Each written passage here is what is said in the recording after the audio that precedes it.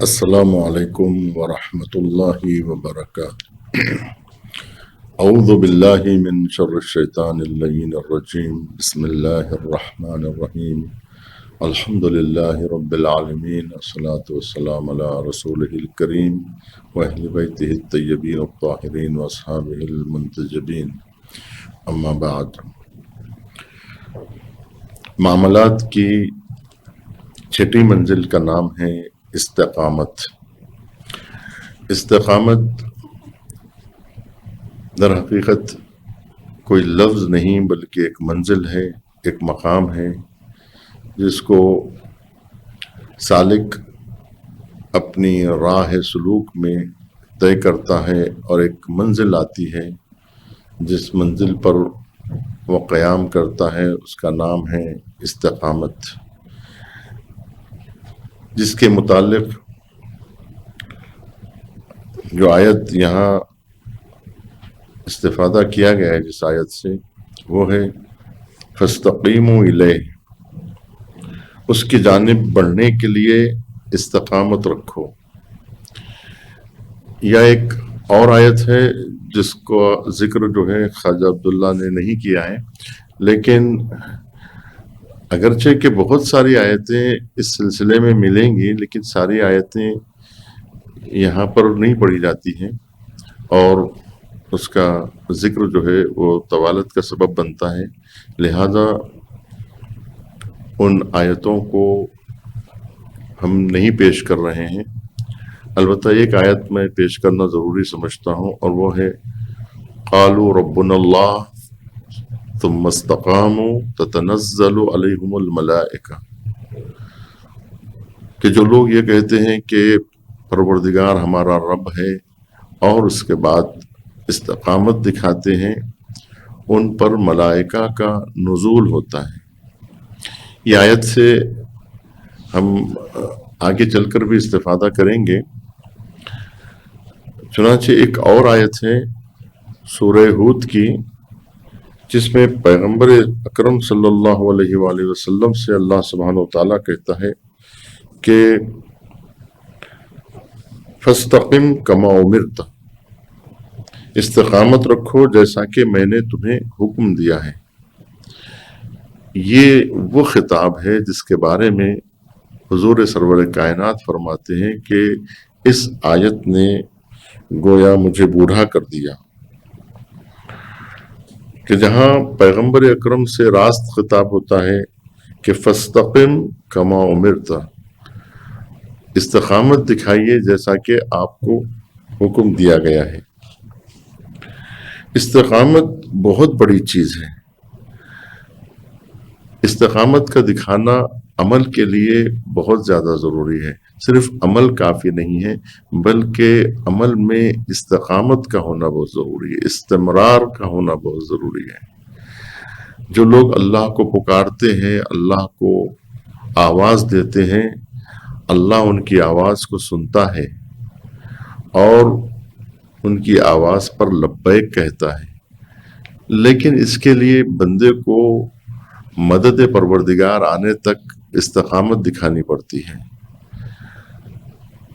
کیونکہ پکارنے والے تو بہت ہوتے ہیں لیکن استقامت دکھانے والے بہت کم لوگ ہوتے ہیں۔ بہت کم لوگ وہ ہوتے ہیں جو اپنے عمل میں استقامت دکھاتے ہیں، لہذا ہر ایک کو اللہ کی مدد نہیں ملتی، انہی لوگوں کو اللہ کی مدد ملتی ہے، اور ملائکہ انہی پر نازل ہوتے ہیں، اور انہی کے لیے مدد ملائکہ کے ذریعے سے پہنچتی ہے جو لوگ استقامت دکھاتے ہیں راہ پروردگار میں۔ وہ لوگ ممتاز ہو جاتے ہیں ان لوگوں سے جو پکار کر چلے جاتے ہیں اور ٹھہرتے نہیں ہیں اور اپنے عمل میں استقامت نہیں دکھاتے، ان تک اللہ کی مدد نہیں پہنچتی ہے، وہ بے صبر لوگ ہوتے ہیں۔ اسی لیے اللہ سبحانہ وتعالیٰ نے حکم دیا ہے کہ آپ استقامت سے کام لیں، اپنے عمل میں استمرار رکھیں اور جاری و ساری رکھیں اس عمل کو، اللہ پہ بھروسہ رکھیں۔ تو یہ جو اللہ پہ بھروسہ رکھنے کی بات ہے، یہ عمل میں جو استقامت کی بات ہے، یہ مومنین کا خاص لازمہ ہے۔ ہر کوئی استقامت نہیں دکھا سکتا ہے، ہر کسی کے پاس وہ حوصلہ، وہ ہمت نہیں پائی جاتی ہے۔ چنانچہ کہا یہ جاتا ہے کہ استقامت بھی اللہ سبحانہ و تعالیٰ کے فیض کا حصہ ہے، بلکہ یہاں تک کہا جاتا ہے کہ استقامت وہ شے ہے جو انسان کو انتشار قلبی یعنی حجاب سے باہر آنے اور خاطر جمی یعنی وحدت کا ایک خوبصورت راستہ ہے۔ استقامت عوام و خواص سب کے لیے مفید ہے۔ عوام میں جو افراد اہل استقامت ہیں ان کے اعمال معنوی یعنی ثمر آور ہوتے ہیں۔ اسی طرح جو عارف راہ سلوک میں استقامت سے کام لیتا ہے اس کے احوال زندہ رہتے ہیں۔ استقامت کے بھی درجات ہیں۔ استقامت کا پہلا درجہ یعنی سالک اپنی جد و جہد میں مستحکم ہو، البتہ میانہ روی بھی اختیار کرے، یعنی شریعت سے آگاہی نیز اخلاص اور طریقے سنت سے الگ نہیں ہونا چاہیے۔ پھر جب سالک جد و جہد اور عمل اور اس میں استقامت کرتا ہے تو کچھ احوال طاری ہوتے ہیں، اس پر کچھ علامات ظاہر ہوتے ہیں استقامت کرنے والے پر، جیسا کہ اس آیت میں کہا گیا کہ ملائکہ نازل ہوتے ہیں اور وہ ملائکہ کا مشاہدہ کرتا ہے۔ یہ جو احوال اس پر طاری ہوتے ہیں استقامت کے نتیجے میں، یعنی ہر ایک کے لیے وہ احوال نہیں ہیں، وہ حالات معنوی ہر ایک کے حصے میں نہیں آتے ہیں، وہ مشاہدات ہر ایک کو نصیب میں نہیں ہوتے ہیں، انہی کے نصیب میں آتے ہیں جو استقامت دکھاتے ہیں۔ اور استقامت وہ چیز ہے کہ جہاں انسان پر مصائب کی یلغار ہو اور ان مصائب میں انسان استقامت دکھائے، تو یہ وہ چیز ہے جب سالک جد و جہد اور عمل میں استقامت کرتا ہے تو احوال طاری ہوتے ہیں اور مشاہدات حقیقت اسے حاصل ہوتے ہیں۔ لہذا سالک ان احوال میں مستحکم رہنا اس کے لیے ضروری بن جاتا ہے۔ استحکام کا دوسرا درجہ یہ ہے کہ استقامت در حال یعنی سالک شہود حقیقت کو اپنی کارکردگی نہ سمجھے، یعنی جو مشاہدہ وہ کر رہا ہے اس سے اترائے نہیں اور بلکہ اس کو فیض الہی قرار دے اور یہ جان لے کہ یہ کشف و شہود جو اسے حاصل ہوا ہے وہ سب اس کا فیض ہے اور اس کے فیض کے آگے کچھ بھی نہیں ہے۔ جو بھی اسے عطا ہوا ہے وہ اللہ سبحانہ و تعالیٰ کا فیض ہے جو حاصل ہوا ہے، یعنی وہ اپنی استقامت کا بھی نتیجہ نہ سمجھے بلکہ اللہ سبحانہ و تعالیٰ کا فیض سمجھے۔ اگر وہ اپنی استقامت کا حصہ سمجھے گا تو پھر وہ یہ تمام چیزوں کو وہ اپنے آپ کو ذمہ دار ٹھہرائے گا اور وہ یہ سمجھے گا کہ اس میں اللہ کے فیض کا کوئی حصہ نہیں ہے بلکہ اس کی استقامت نے یہ رنگ دکھایا ہے۔ تو اس بات کا خیال سالک کو ہونا بہت ضروری ہے، کیونکہ استقامت کے نتیجے میں جو مشاہدات اسے حاصل ہو رہے ہیں وہ اسے گمراہ نہ کر سکے اور اس کو عجب میں گرفتار نہ کرے۔ یہ بات کا پاس و لحاظ رکھنا سالک کے لیے بہت ضروری ہے۔ اور استقامت کا جو تیسرا مرحلہ ہے وہ یہ ہے کہ سالک نہ فقط احوال کو فیض الہی جانے اور اسے اپنی استحکامی کا نتیجہ نہ قرار دے بلکہ اپنی استحکامی کو بھی خدا کا فیض و کرم جانے، یعنی یہ سمجھے کہ اگر فیض الہی اس کے شامل حال نہ ہوتا اور اگر اللہ سبحانہ و تعالیٰ کا کرم نہ ہوتا تو وہ استقامت بھی نہ دکھا پاتا۔ اور یہ استقامت جو اسے حاصل ہوئی ہے، جو پائیداری اسے حاصل ہوئی ہے، یہ جو ہمت و حوصلہ اس کو ملا ہے، لہذا جب سالک اپنے احوال و اعمال میں اپنی استقامت سمجھتا ہے تو در حقیقت وہ متکبر ہو جاتا ہے اور غرور میں مبتلا ہو جاتا ہے۔ جیسا کہ میں نے ابھی کہا عجب میں گرفتار ہو جاتا ہے، یعنی وہ اپنے آپ کو دوسروں سے بہتر سمجھنے لگتا ہے، کیونکہ جو فیض اسے حاصل ہوا ہے، یعنی استقامت کرنے والوں کو جو حاصل ہوتا ہے وہ غیر استقامت دکھانے والوں کو وہ چیز حاصل نہیں ہوتی ہے۔ یعنی عمل تو دونوں نے کیا ہے، لیکن ایک شخص ہے جو اپنے عمل میں استقامت دکھاتا ہے، اور ایک شخص وہ ہے جو اپنے عمل میں استقامت نہیں دکھاتا ہے۔ تو جو لوگ استقامت دکھاتے ہیں انہیں شہود حاصل ہوتا ہے، ان کے حصے میں وہ مشاہدات ان کے حصے میں آتے ہیں، تو لہٰذا وہ عجب میں گرفتار ہو جاتا ہے اور اپنے آپ میں اترانے لگتا ہے،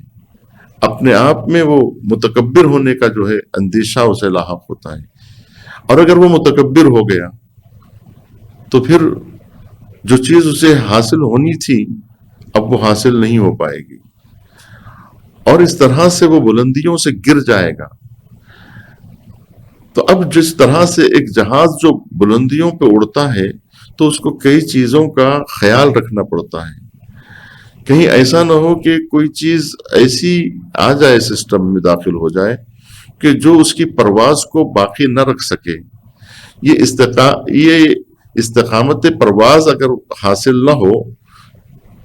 اور بلندیوں پہ جانے کے بعد بھی اگر وہ گر جائے تو تکبر انسان کو بلندیوں سے گرا دیتا ہے، عجب انسان کو ان آخری کمالات تک رسائی کے باوجود بھی گرا سکتا ہے، جس طرح سے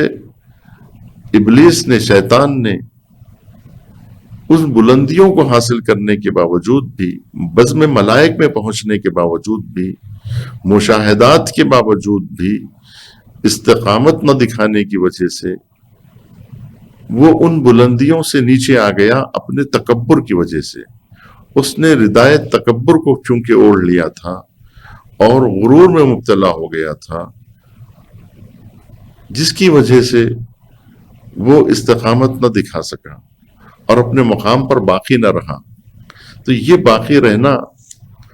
یہ بہت بڑی بات ہے۔ اس صورت میں اس کا شہود حقیقت بالکل منقطع ہو سکتا ہے، لہذا ضروری ہے کہ سالک اپنی استقامت بلکہ اپنے وجود کو بھی فیض الہی کا ذریعہ سمجھے، تاکہ لمحہ بلمحہ فیض میں اضافہ ہوتا جائے اور نقصان و فقدان کی نوبت ہی نہ آئے، نقصان نہ اٹھانے پائے۔ اس کے لیے سالک کو اپنے جو استحکام اس کا ہے، جو اس کی استقامت ہے، اس کو ان تمام موانع سے بھی گویا اس کی حفاظت کرنی ضروری ہے،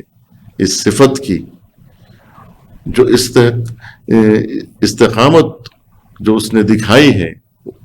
اس استقامت پر اسے باقی رہنا، یعنی اسے جاری و ساری رکھنا، اور اس میں پیدا ہونے والے جو برائیاں ہیں ان کو جو ہے وہ ان سے بچے اور اس سے اپنی صفت کی حفاظت کرے اور اسے ان بلندیوں تک پہنچائے کہ جو بلندیاں اسے اللہ سبحانہ و تعالیٰ نے اس استقامت کے نتیجے میں بخشی ہیں۔ تو ہم دعا کریں کہ پروردگار ہمیں استقامت عطا فرمائے ہمارے عمل میں، تاکہ ہم ملائکہ کی مدد کی اور تمام فرشتگان کی مدد کی ہم حقدار بن سکیں۔ والسلام علیکم ورحمۃ اللہ وبرکاتہ، وآخر دعوانا الحمدللہ رب العالمین۔